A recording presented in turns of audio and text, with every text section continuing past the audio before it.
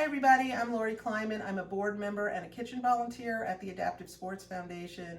And to my left is my son Charlie. Hi. Charlie's a snowboard race team member, and today he's going to be my sous chef here in our Wyndham kitchen to make our famous Adaptive Sports Foundation chili. This chili is a real favorite at the lunch program at the Adaptive Sports Foundation. It's super easy to make and especially good when ingredients may be hard to come by and we're trying to use what we have in our pantries, because you can use a real variety of different ingredients, which we'll go over in a minute. Don't worry about writing anything down because we'll post the recipe on the site.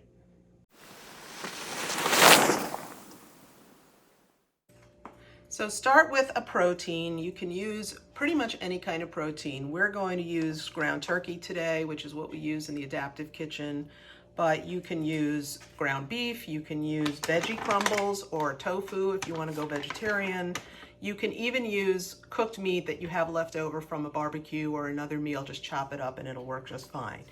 You'll need an oil of some kind. I like to use olive oil, but you can use vegetable oil. In a pinch, you can even use Crisco.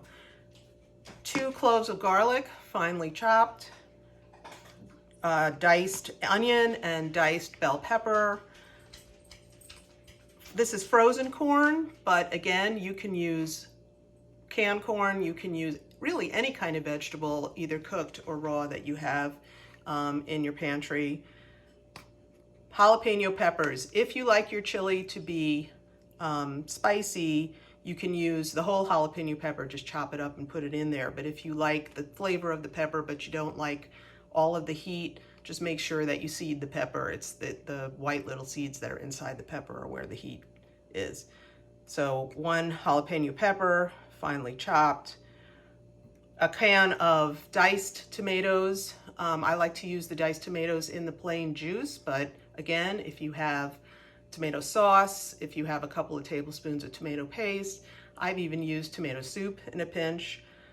I like to mix up the beans, so we're going to use 2 different kinds of beans today. These are white cannellini beans. These are red kidney beans. You can use pink beans. You can use black-eyed peas. You can use garbanzo beans, chickpeas, anything that you have. Or if you're a real chili purist, like many Texans are, you can leave the beans out entirely and that'll be fine. We're going to use a cup of broth. Either we're going to use vegetable broth today, but you can use chicken broth, beef broth. You can even dissolve a bouillon cube in some boiling water and use that. Now, the secret ingredient is my chili seasoning, which is super easy to make, and you make it the combination before you use it in the recipe. You take equal parts, and I usually take about 1/2 cup, equal parts kosher salt, chili powder, ground cumin, and cilantro. And if you have fresh cilantro, that's great, but dried cilantro works perfectly. Mix all of that together, then add 1/4 cup of ground black pepper. This is my favorite pepper mill that I got from a craft fair here in Wyndham. Mix that all together. The crushed red pepper, again, kind of the secret weapon. If you like your chili to be mild, you might want to leave it out. If you like your chili to be really spicy, I would put in maybe 1/8 cup, but anywhere from 0 to whatever it is that your taste dictates, add to your chili seasoning.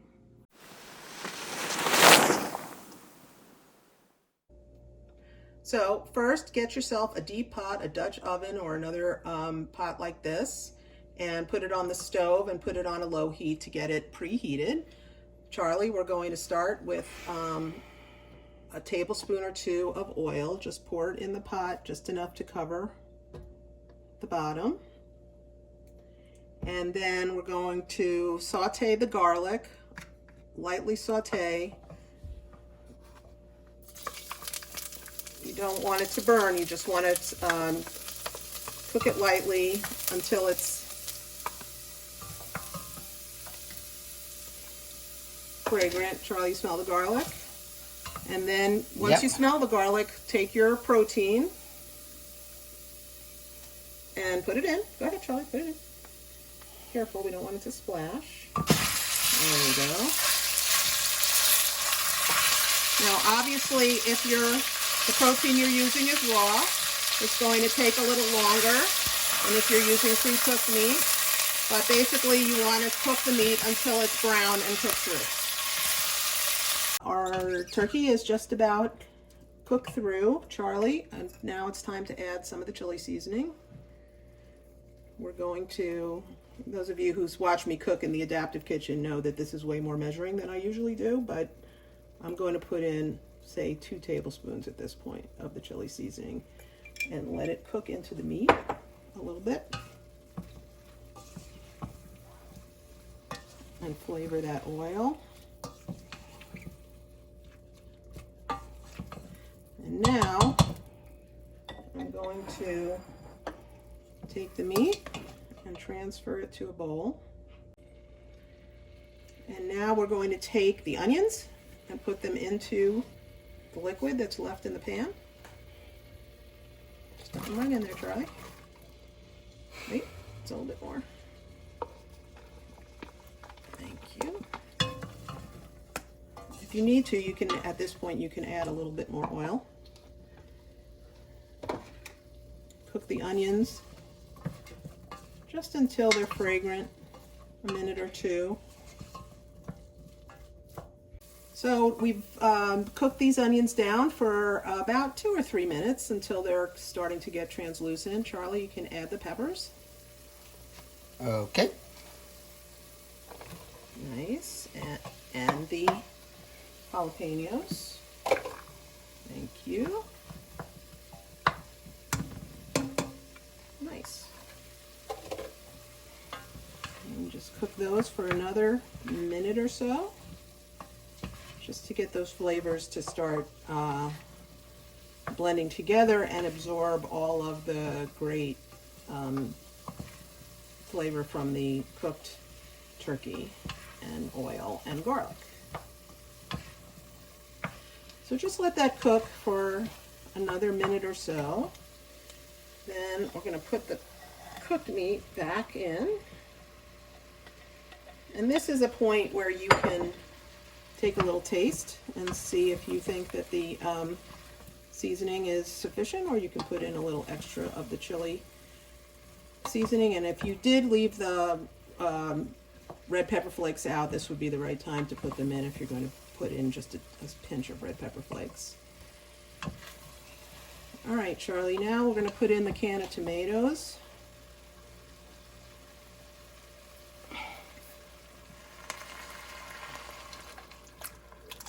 Nice.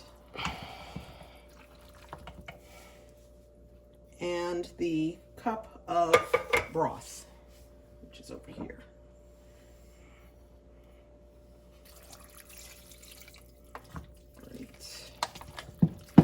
And you might want to turn the heat up a little because you're going to want it to get hot enough to boil. And Charlie, you can also put in the corn. Yes, ma'am. Thank you, Charlie. No problem.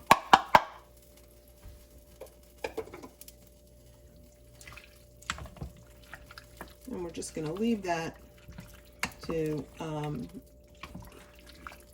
heat up to a boil.